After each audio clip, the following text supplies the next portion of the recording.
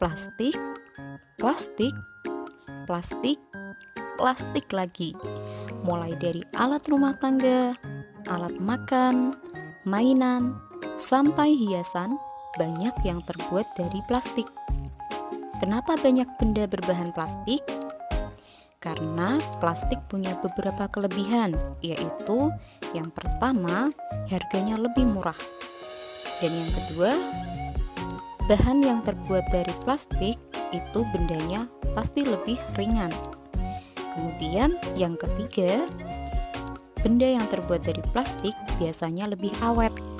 Plastik itu tidak berkarat seperti besi, makanya plastik bisa tahan lama.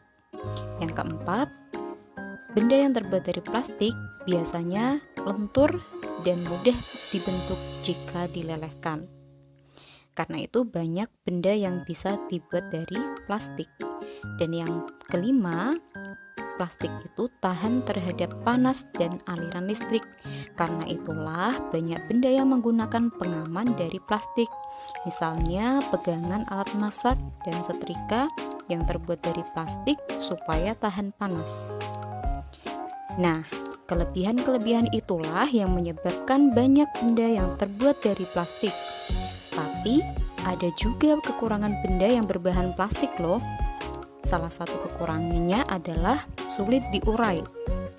Sehingga benda dari plastik menjadi masalah utama penumpukan sampah sekarang ini. Butuh waktu puluhan hingga ratusan tahun untuk menguraikan benda dari plastik loh. Selain itu, benda plastik juga sering mengotori laut dan mengganggu kehidupan hewan-hewan laut. Bayangkan, apa jadinya jika ikan yang kita makan ternyata mengandung zat berbahaya dari plastik itu? Sampah plastik juga sering berada di sungai dan saluran air seperti selokan. Tidak jarang juga sampah itu menyumbat saluran air dan menjadi penyebab banjir saat hujan deras turun. Bukan hanya berbahaya untuk lingkungan, penggunaan benda dari plastik juga bisa berbahaya untuk kesehatan kita.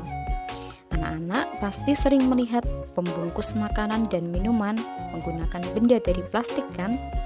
Nah, plastik itu bukanlah benda yang sehat untuk membungkus makanan atau minuman, khususnya dengan suhu yang tinggi atau panas. Suhu tinggi dari makanan akan membuat zat kimia yang terkandung dalam plastik terlepas dan bercampur dengan makanan atau minuman. Zat-zat kimia tersebut tentunya akan mengganggu kesehatan tubuh. Nah, anak-anak, setelah mendengar penjelasan tadi, kalian pasti sudah paham ya, apa saja kelebihan dan kekurangan benda yang berbahan plastik.